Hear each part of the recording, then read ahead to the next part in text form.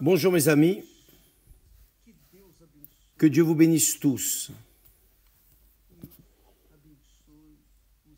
et qu'il vous bénisse abondamment. Sachez cela, Dieu veut faire de vous la propre bénédiction. Ça, c'est la bénédiction abondante. Être la propre bénédiction. Croyez-vous en cela? Pensez avec moi. Dieu est grand. Et parce qu'il est très grand, immense, vous pensez qu'il va faire une chose défectueuse. Vous pensez qu'il va créer une chose mal faite. Non. Tout ce que Dieu fait est parfait. Tout ce que Dieu fait est parfait. J'admire la nature quand je vois la mer, les cieux, les étoiles, le soleil, la lune, les oiseaux qui chantent, quand je vois les animaux, toute la création de Dieu. Et la création de Dieu ne fatigue pas.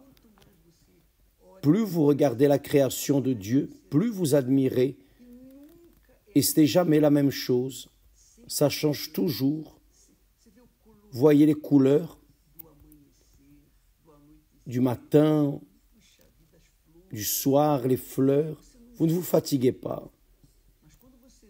Mais quand vous voyez l'œuvre des hommes, vous vous fatiguez. Oui ou non? Par exemple, vous achetez une voiture neuve, nouvelle, la plus neuve.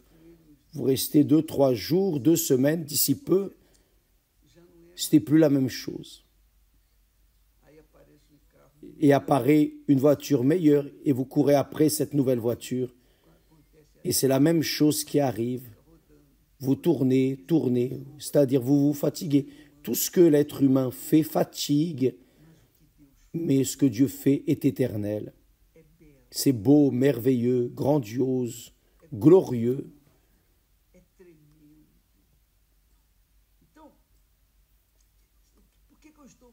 Pourquoi je dis cela?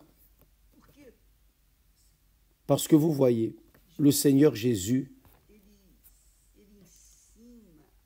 enseigne sa parole. Il nous donne avec amour sa parole. Il nous donne le meilleur de lui. C'est sa pensée, ses idées, ses objectifs. Et il dit, celui qui croit en moi, c'est-à-dire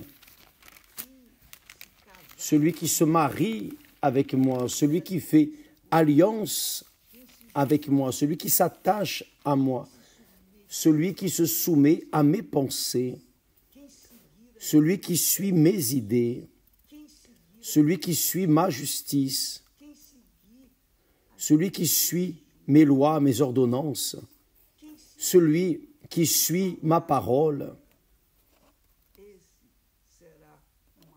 sera une source qui jaillira. La source qui jaillit, c'est la propre bénédiction. Dieu veut faire de vous la propre bénédiction. Cependant, vous voyez que cela peut-être n'arrive pas dans votre vie. Vous avez conquis quelque chose, monts et fonds peut-être, mais vous continuez à être une personne vide. Vous continuez à être cette personne vide à l'intérieur. Quelqu'un a dit, un artiste, un influenceur des médias a dit, je préférerais avoir un cancer que d'avoir ce vide que j'ai en moi. C'est une douleur insupportable, car le cancer, il y a une chance d'être guéri. Mais ce vide, il n'y a pas de médicaments, Il n'y a pas de psychiatre, de psychologue, d'analyste. Il n'y a rien ni personne qui puisse l'enlever de mon intérieur. C'est parce que ces personnes ne connaissent pas le Seigneur Jésus. Le Seigneur Jésus enlève le vide et on fait une source à la place du vide. Il met une source qui jaillit. C'est le Saint-Esprit. Voyez, le Seigneur Jésus, évidemment, pour faire quelque chose de grand dans votre vie, mes amis, ne peut pas avoir 99% de votre vie. Il faut que ce soit 100%. Il doit être le premier. Il doit être le principal. Il doit être la raison de votre vie. Donc vous voyez beaucoup qui disent croire en Jésus, qui ont de vastes connaissances de la Bible, mais qui sont des personnes vides, froides, enfin, qui sont malheureuses. Le Seigneur Jésus a dit, j'aimerais que vous méditiez avec moi dans ce texte, car il est très fort. Nous avons parlé hier, nous allons répéter aujourd'hui, mais je veux que vous pensiez avec moi, que vous raisonniez avec moi, juste un peu. Jésus a dit, il a parlé de l'arbre et de ses fruits. L'arbre et ses fruits. Et il a dit, c'est par les fruits de l'arbre que vous connaissez l'arbre. Par ses fruits, vous connaissez l'arbre. Tout arbre qui ne porte pas de bons fruits, on le coupe et on le jette au feu. Ensuite, le Seigneur Jésus dit immédiatement après, ceux qui me disent Seigneur, Seigneur, n'entreront pas tous dans le royaume des cieux, mais seulement celui qui fait la volonté de mon Père, qui est dans les cieux. Donc, nous allons comprendre cela. Ceux qui me disent Seigneur, Seigneur, peut-être que vous dites souvent Seigneur, Seigneur. C'est bien, car le Seigneur Jésus donne une tonalité très forte. Car ce n'est pas Seigneur, je voudrais ceci, non. Peut-être que vous dites Seigneur et répétez Seigneur, Seigneur. Mais malheureusement, beaucoup ne comprennent pas ce mot, car Seigneur veut dire, quand je dis Seigneur, Seigneur, c'est parce que je suis serviteur, voici ton serviteur. Ton serviteur, serviteur, je suis ton serviteur. Et il dit, ceux qui me disent Seigneur, Seigneur, n'entreront pas tous dans le royaume des cieux, mais seulement celui qui fait la volonté de mon Père, qui est dans les cieux.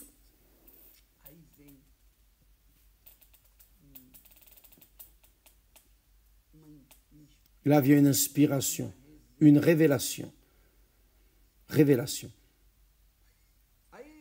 Il dit, plusieurs me diront en ce jour-là, Seigneur, Seigneur, n'avons-nous pas prophétisé par ton nom? C'est-à-dire, n'avons-nous pas prêché l'évangile en ton nom?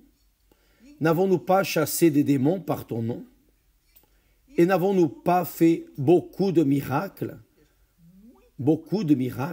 par ton nom? Alors je leur dirai ouvertement, je ne vous ai jamais connu. Je ne vous ai jamais connu. Retirez-vous de moi, vous qui commettez l'iniquité. Donc, voyez que beaucoup de personnes font supposément l'œuvre de Dieu, au nom de Dieu, utilisent le nom de Dieu, utilise l'autorité de Dieu, le nom du Seigneur Jésus. Le nom du Seigneur Jésus, si la personne vit dans le péché et utilise le nom du Seigneur Jésus, les personnes qui sont dans le péché, malades, et qui croient dans le nom du Seigneur Jésus sont guéries. Ce n'est pas parce que j'utilise le nom du Seigneur Jésus pour guérir le malade, pour prêcher l'Évangile, que je suis naturellement de Dieu. Non. Non, vraiment non. Je suis de Dieu, non par ce que je fais, mais par ce que je suis. Dieu ne regarde pas nos œuvres exactement, nos charités, mais il regarde ce que je suis. Si je suis de Dieu, je vais faire l'œuvre de Dieu. Mais si je ne suis pas de Dieu, je peux faire semblant de faire l'œuvre de Dieu. Je peux tromper les personnes avec l'œuvre de Dieu. Cela arrive, j'ai vu cela, je vois cela de mes yeux. Beaucoup, nous avons dit hier, beaucoup de mauvais pasteurs guérissaient les malades, délivraient les personnes, prospéraient les personnes, changeaient la vie des personnes, mais eux-mêmes étaient vides. Eux-mêmes ne donnaient pas de fruits dignes de justice. Parce que ce n'étaient pas de bons arbres. Ils n'étaient pas de bons arbres. Donc, les fruits, ce ne sont pas les dons, les talents. Le fruit, c'est le fruit. Le fruit veut dire caractère, vérité, marcher en accord avec ce qui est écrit dans les Saintes Écritures. Ça, c'est le fruit. Mais guérir le malade, délivrer l'opprimé, prospérer les personnes, faire des miracles, ce sont des dons. Des dons. De l'autorité du nom du Seigneur Jésus et de sa sainte parole. Supposons que je sois un pécheur, mais je peux prêcher la parole de Dieu, même étant pécheur, et ceux qui croient dans la parole de Dieu seront guéris. Je peux expulser le démon. Je peux faire des merveilles. Pourquoi? Car j'utilise le nom du Seigneur Jésus. J'utilise la propre parole du Seigneur Jésus. Donc le nom, la parole font l'œuvre. Mais moi-même, ça ne veut pas dire que je suis de Dieu. Vous devez comprendre cela, mes amis. Ce n'est pas ce que je fais pour Dieu qui a de la valeur, mais ce que je suis. Ce que je suis. Dieu s'identifie comme le je suis ce que je suis. Il est. Donc, ne vous trompez pas avec ceux qui prêchent l'évangile, prophétisent, c'est-à-dire annoncent l'évangile, ce n'est pas deviner, non, prophétisent, prêchent l'évangile, guérissent les malades, délivrent les personnes des démons, font beaucoup de merveilles. Mais s'ils vivent dans le péché, Dieu ne les considère pas. Et ce sont ceux-là auxquels le Seigneur Jésus se réfère ici. Ceux qui me disent « Seigneur, Seigneur » n'entreront pas tous dans le royaume des cieux, mais seulement celui qui fait la volonté de mon Père. Et qu'est-ce que faire la volonté du Père? Qu'est-ce que faire la volonté du Père? Faire la volonté du Père, c'est assumer son caractère, sa vérité, son intégrité, c'est faire resplendir l'image de Dieu, refléter l'image de Dieu avec une vie digne, une vie correcte, une vie intègre, une vie loin des mensonges, loin du péché, loin de la tromperie, de tout ce qui n'est pas bon. Car c'est ce qu'il dit ici.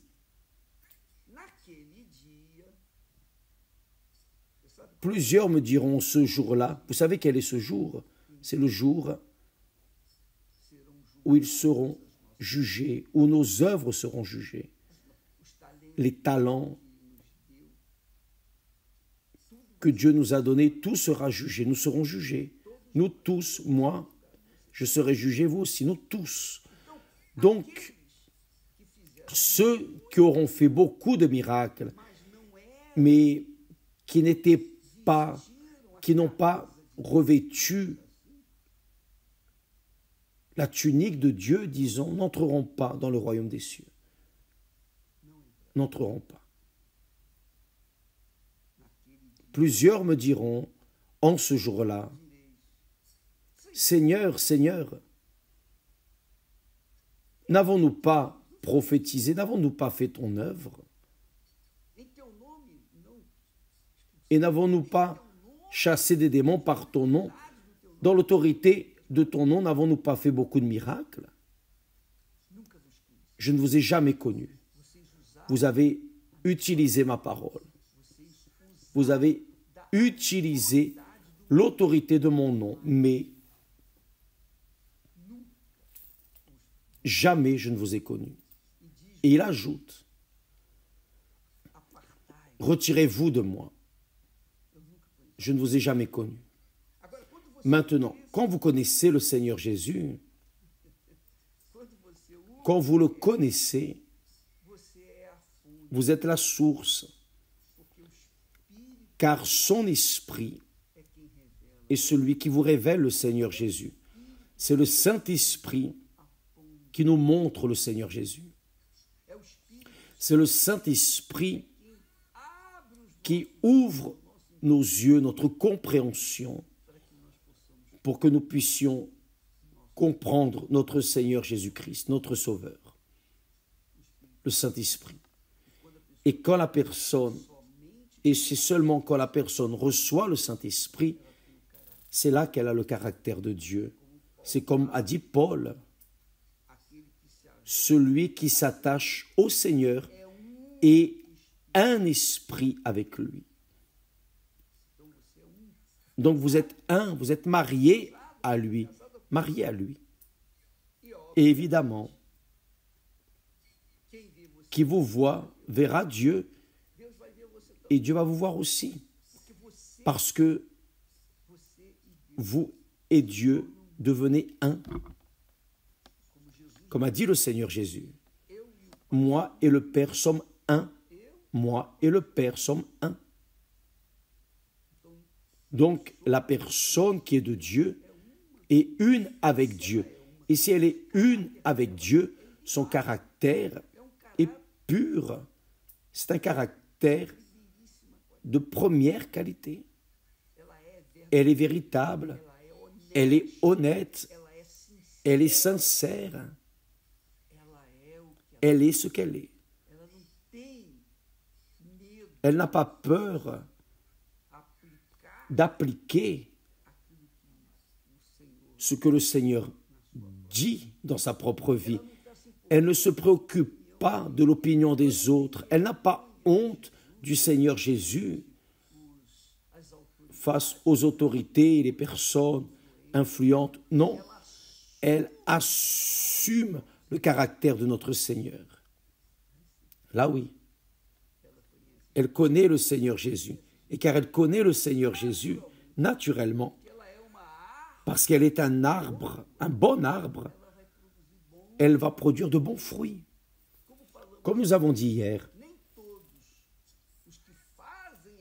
tous ceux qui font l'œuvre de Dieu ne sont pas tous de Dieu, mais Tous ceux qui sont réellement de Dieu font l'œuvre de Dieu, font la volonté de Dieu, font l'œuvre, font aussi la volonté de Dieu, par-dessus tout la volonté de Dieu. Avez-vous compris? C'est cela. C'est clair pour vous. Maintenant, qu'est-ce qui me préoccupe? Qu'est-ce qui me dérange? Du moins, dans l'Église, quand nous faisons des réunions avec les pasteurs, je parle, j'enseigne, je leur prêche comme s'ils étaient incrédules, parce que je sais qu'il y a parmi nous beaucoup, je ne connais pas tous, je ne les connais pas tous, mais je sais que parmi nous, il y a ceux qui expulsent des démons, prêchent l'Évangile, guérissent les malades, mais ne sont pas de Dieu. Mais qui est, qui n'est pas, je ne sais pas, je n'ai pas une boule de cristal. Je n'ai pas les conditions, la capacité, je n'ai pas les conditions spirituelles de détecter qui est qui. Je n'ai pas cela. Dieu seul. Donc il reste dans l'œuvre, les mauvais, les méchants restent dans l'œuvre durant un temps, 2 temps, 3 temps. Mais arrive un certain moment où le Saint-Esprit lui-même élimine. Et là, ces mauvais pasteurs sortent en train de lancer des pierres, critiquant et parlant, entrent dans les réseaux sociaux, sur leurs réseaux sociaux, et parlent un tas de choses. Et là, ils montrent qui ils sont par le simple fait de dire des bêtises et des mensonges et de tromper le peuple qui le suit, parce que qui a été guéri par ces mauvais pasteurs, qui a été délivré des démons par ces mauvais pasteurs, ceux-là suivent, ils les suivent. Et là, vous pouvez imaginer le type d'église qui est formé par ces mauvais pasteurs. Et c'est pour cela que Dieu parle, je disais hier, que le royaume d'Israël, que Dieu a institué, est un type de l'église du Seigneur Jésus. Sauf que, tout comme les Juifs, les enfants d'Abraham, ont été mal orientés par leur berger, par leur rabbin, par leur leader, par leur mauvais prophète, alors l'Éternel a dit: mon peuple est comme des brebis perdues. Mon peuple est comme des brebis perdues. Leurs bergers les ont égarés, c'est-à-dire leurs guides les ont fait se perdre. Donc, vous voyez des personnes sans église, des personnes par terre dans ce monde qui essaient de revenir, qui n'y arrivent pas. Pourquoi? Pourquoi est-ce qu'elles n'y arrivent pas? Parce qu'elles sont blessées. Elles sont blessées dans l'âme. Elles ont perdu l'illusion. Oh, le pasteur, il est de Dieu, il m'a guéri, il a expulsé, j'étais vicié. Regardez ce qu'il a fait. Sauf que cette personne n'a pas la perception que ce ne sont pas les dons, les faits qui identifient cette personne, mais son caractère, le fruit. La Bible parle des dons et des fruits. Le premier fruit, le fruit le plus important, c'est l'amour. Et l'amour, et c'est cette remise que la personne fait à 100%, et elle le fait de manière totale et pour toujours. C'est une remise inconditionnel. Ça, c'est l'amour. Qui est de Dieu aime comme Dieu aime, car il donne sa vie pour ses brebis, dans le cas du berger, du pasteur. Et s'il n'est pas de Dieu, il veut tirer profit des brebis. Qu'est-ce qu'il veut retirer? La chair, le lait. Il veut enlever tout ce qu'il peut pour lui-même, pour se bénéficier lui-même. Mais c'est le mauvais pasteur. Le mauvais pasteur veut pour lui, le bon pasteur veut donner aux autres ce que Dieu lui a donné. Donc, je sais en qui je crois. Et mon caractère, je ne suis pas là en train de me défendre, non, mais qu'est-ce qui reste, disons, transparent en moi? Je veux donner, je ne veux que donner. Je veux donner sans distinction. Je vais toujours donner. Parce que ça, c'est l'Esprit de Dieu. L'Esprit de Dieu, c'est donner, c'est source, toujours jaillir, peu importe s'il pleut, s'il fait beau, peu importe la température, rien n'importe. Toujours en train de donner, d'offrir, de donner. Mais qui n'est pas de Dieu ne veut que recevoir. Recevoir, c'est l'égoïsme. C'est l'égoïsme. Et la vérité, c'est cela. Vous voulez vous évaluer vous-même. Vous voulez savoir si vous avez le Saint-Esprit ou non. Si vous avez le Saint-Esprit, vous êtes cette personne qui veut toujours donner, jaillir, jaillir, jaillir. Même si personne boit, mais vous jaillissez. Car vous êtes source. Mais si vous n'avez pas le Saint-Esprit, vous voulez recevoir. Vous voulez recevoir. C'est la réalité. Ou vous êtes une source, ou vous n'êtes pas une source. Quand nous recevons le Saint-Esprit, c'est ce que le Seigneur Jésus a dit, de son sein couleront des fleuves d'eau vive. Et si cela ne vous arrive pas, mes amis, attention, car en ce jour, le Seigneur va juger. Et ne venez pas avec cette histoire, ah mais je fais ceci, cela, j'ai une église, je chante, je danse, je loue Dieu, je guéris les malades, enfin, je prophétise. Vous faites, mais vous n'êtes pas. Et qui est, fait. Et qui n'est pas, ne fait pas. Fait pour soi-même, ne fait pas pour son semblable. Dieu évalue par ce que nous sommes et non par ce que nous faisons. Évidemment, la personne est pécheresse, elle vit dans le péché, elle sait qu'elle va mal, elle n'a pas de paix, car le péché ne laisse pas la personne avoir la paix. Qui vit pour le péché, marche dans le péché, pratique le péché, n'a pas de paix, mais vraiment pas. La personne peut guérir le malade, faire l'œuvre de Dieu, mais n'a pas la paix. Mais qui vit en accord avec la parole de Dieu, qui a l'Esprit de Dieu, a la paix. C'est la première chose qui arrive, la paix. Vous savez pourquoi la personne a la paix? Vous savez? Parce qu'elle a la certitude. Elle a l'absolue certitude, elle est convaincue par le Saint-Esprit que tous ses péchés ont déjà été pardonnés. Elle n'a pas de culpabilité. Le juge des juges l'a déjà pardonné. Le juge des juges lui a déjà dit, tu es ma fille, tu es mon fils aimé,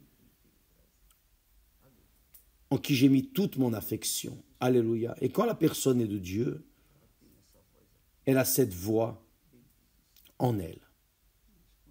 Mais quand elle n'est pas, donc, mes amis, faites bien attention à ce que je vais vous dire. Je travaille avec les pasteurs, les ouvriers, les évêques, je suis toujours en train de parler, de dire, faites attention. Nous ne serons pas jugés par nos œuvres, mais par ce que nous sommes. C'est ce que le Seigneur Jésus a dit. Ceux qui me disent Seigneur, Seigneur n'entreront pas tous dans le royaume des cieux, mais seulement celui qui fait la volonté de mon Père qui est dans les cieux. Qu'est-ce que faire la volonté? Quelle est la volonté du Père? C'est croire dans le Seigneur Jésus. Mais qui croit dans le Seigneur Jésus véritablement et quoi? Et de Dieu. Et de Dieu. Qui croit vraiment parce qu'il se livre, se lance à 100%.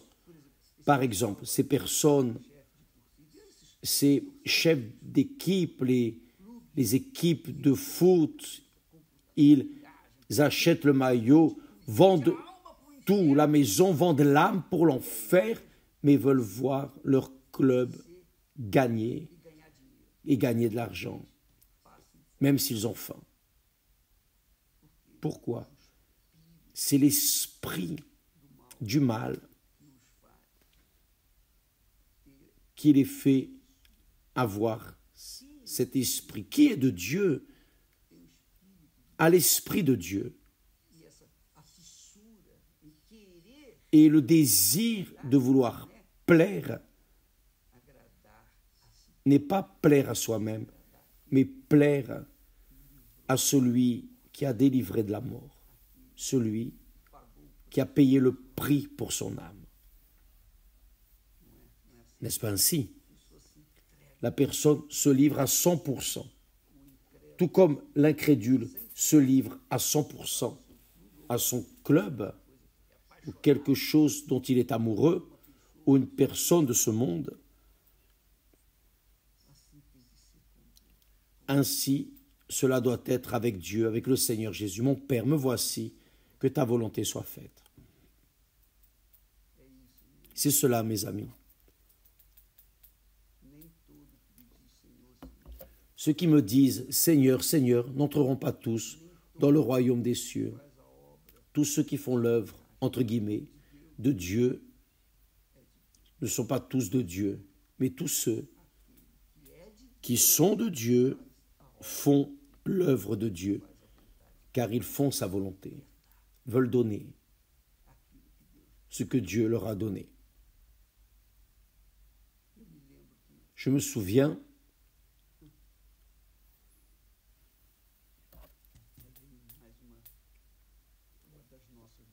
vient de nos souvenirs encore. Je parle comme témoin et pour voir ce que Dieu a fait après. Je me souviens que je parlais du Seigneur Jésus à un collègue.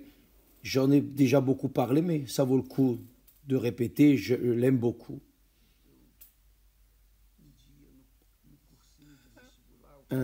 Un jour, pendant le cours, je discutais avec mon collègue, pensant qu'il était en train de se convertir, qu'il était en train de vouloir, qu'il voudrait aller à l'église avec moi. Et froidement, il a dit, fais attention, je suis venu ici pour étudier. On est venu pour étudier, pas pour parler de religion. Je dois conquérir, je dois vaincre dans la vie, avoir un métier, vaincre, parce que ma famille est pauvre et dépend de moi. Je dois passer, je ne peux pas penser à ces choses, à la religion. Quand il a dit ça, c'est comme si il me donnait un coup de poing dans l'estomac. J'étais si triste, déçu.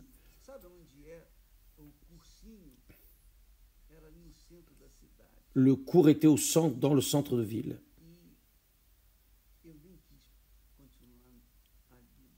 Je n'ai même pas voulu continuer. Je suis sorti, j'ai marché, il faisait nuit, je suis rentré à la maison. Je ne voulais même pas prendre de bus. Je voulais partir à pied dans la rue.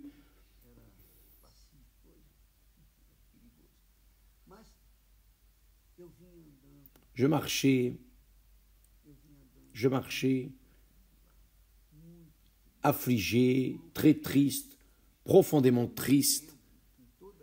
Je ne me souviens pas dans toute ma vie, depuis mon enfance, que j'ai pleuré ainsi, de cette manière. Cette nuit-là, je pleurais ainsi. Je pleurais. Parce que j'étais profondément triste et je disais, oh mon Dieu, je pensais que j'allais gagner cette âme pour toi, regarde. Je ne veux qu'une âme, au moins une âme. Abraham t'a demandé un fils, je veux juste une âme, au moins, donne-moi une âme. Et je croyais que ce jeune homme allait se convertir. Et là, je pleurais, et je marchais et pleurais. J'avais 19 ans. 19 ans.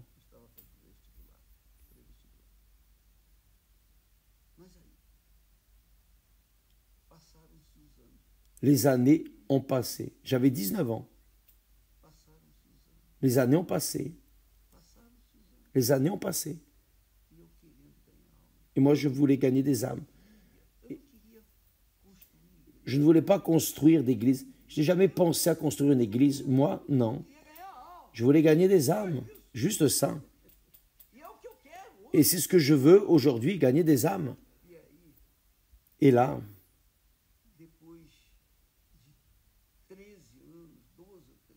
12 ou 13 ans plus tard, finalement, nous avons commencé à prêcher l'Évangile.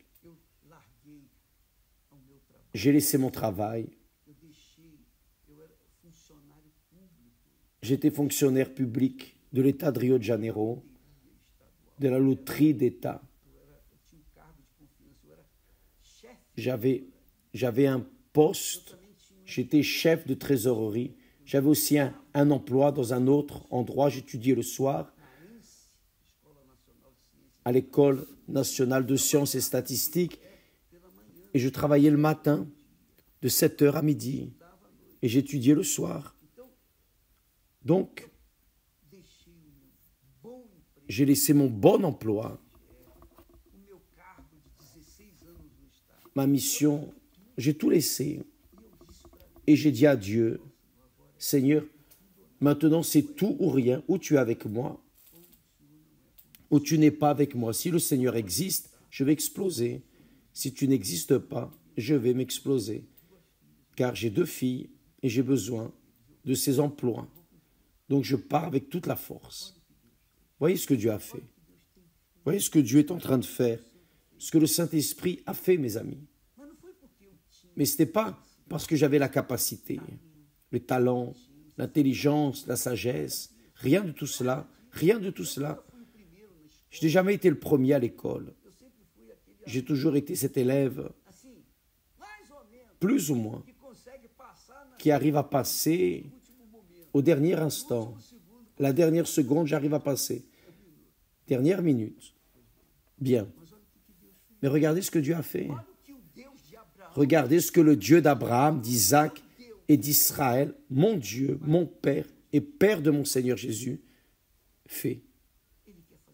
Il veut le faire dans votre vie. C'est-à-dire, à partir du moment où nous nous livrons à 100%, alors il s'est livré à 100% pour nous et a fait de moi une source. Et c'est ce qu'il veut faire avec vous. Il veut faire de vous une source intarissable pour que lui et lui exclusivement soit honoré, glorifié, exalté. C'est sa gloire. Mais l'instrument qu'il utilise, c'est un instrument d'argile comme nous. Demain, nous parlerons plus. C'est important. Ce n'est pas par les dons, les talents que nous sommes sauvés. Nous sommes sauvés par les fruits, qui est source donne, mais qui n'est pas source veut boire, veut recevoir. Que Dieu vous bénisse et à demain, au nom du Seigneur Jésus. D'ailleurs, j'aimerais que ce dimanche, vous alliez à l'Église universelle. J'ai envoyé une lettre. Nous sommes en train d'envoyer une lettre à chacun d'entre vous. Et vous allez emmener cette lettre comme des missionnaires du bien pour ces personnes qui sont par terre dans ce monde. D'accord? Dimanche, s'il vous plaît, un message spécial au nom du Seigneur Jésus. Que Dieu vous bénisse alors et à demain.